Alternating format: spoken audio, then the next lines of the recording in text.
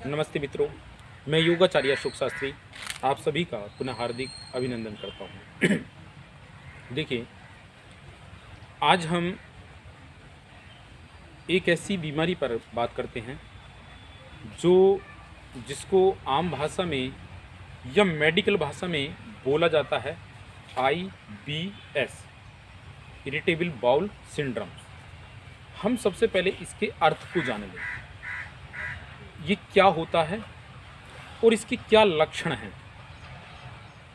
देखिए, जिस व्यक्ति को भी IBS हो गया है, ठीक है, तो वो अपने आप को कैसे पहचाने कि उसको IBS हो गया।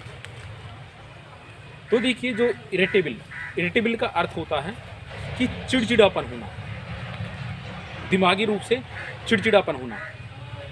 बाउल जो होती है अर्थात एक गोला टाइप के तरह बड़ी आती है और इंस्टेंट आते, जब बड़ी आते क्षतिग्रस्त होगी हो और उस व्यक्ति का जो दिमाग में थोड़ा चिड़चिड़ापन आ जाए, ठीक है, तो इरिटेबल बाउल सिंड्रोम होता है।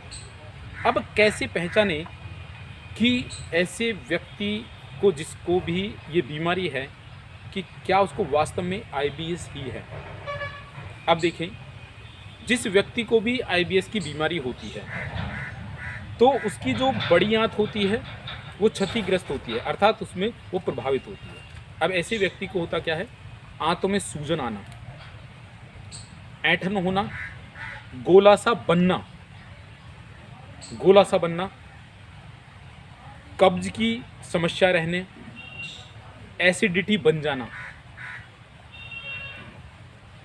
चिड़चिड़ापन होना, छोटी छोटी बातों पर लड़ाई झगड़ा करना, किसी भी चीज को रख कर भूल जाना।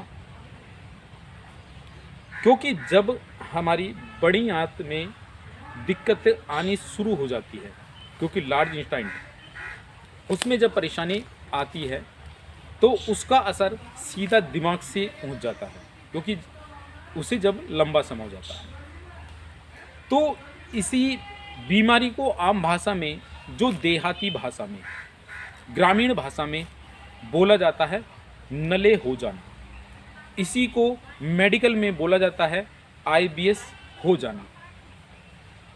जब व्यक्ति बहुत ज़्यादा लंबा समय हो जाता है, डॉक्टर के पास चक्कर लगा कर थक जाता है, ठीक है, तो जब इन सारे सिम्टम्स निकलते हैं, अगर मेडिकल जांच में आए तो मेडिकल जांच में सारे के सारे टेस्ट आपके नॉर्मल पाए जाएंगे, सारे टेस्ट नॉर्मल होंगे।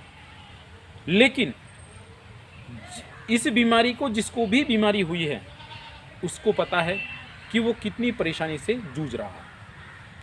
तो ऐसा नहीं है कि जब डॉक्टर के पास जाते हैं, वो सारे टेस्ट करा कर आप थक जाते हैं, तो लास्ट में आपसे बोल देगा, लिख देगा कि भैया आपको IBS हो गया है। अब IBS जिसको हो गया है तो वो अब इतना ज़्यादा दिमागी रूप से परेशान हो जाएगा, क्योंकि IBS का कोई इलाज ही नहीं है। क्योंकि IBS क्या है, IBS लाइलाज बीमारी हो जाती है मेडिकल लाइन में। लेकिन हमारे भारतवर्ष में हमारे ऋषियों ने हमें वो परंपराएं, हमें वो संस्कृति प्रदान की है, हमें वो ज्ञान अर्जित करके दिया है कि हम उस बीमारी को भी दूर करने में सामर्थ हैं। लेकिन किससे? अपनी ऋषियों की परंपरा से। जो हमारे ऋषियों ने हमें इलाज बताया आयुर्वेद के द्वारा, योग के द्वारा, खान पान के द्वारा। तो हम किस प्रकार से इस बीमारी से हम छुटकारा पा सकते हैं, इससे निजात पा सकते हैं, इससे मुक्त हो सकते हैं। तो आपको हम आगे इसका कैसे छुटकारा पाएं, अगली वीडियो में हम आपको बताएंगे कि हम इस IBS की बीमारी से कैसे छूटें। लेकिन अभी आपको केवल ये जान लें कि IBS लाइलाज बीमारी नहीं है, इसका इलाज संभव है। और हमने यहाँ पर आश्रम में कितने ही पेशेंटों को, ये मान लीजिए कई सौ पेशेंटों को, IBS के रोगियों को ठीक करा है।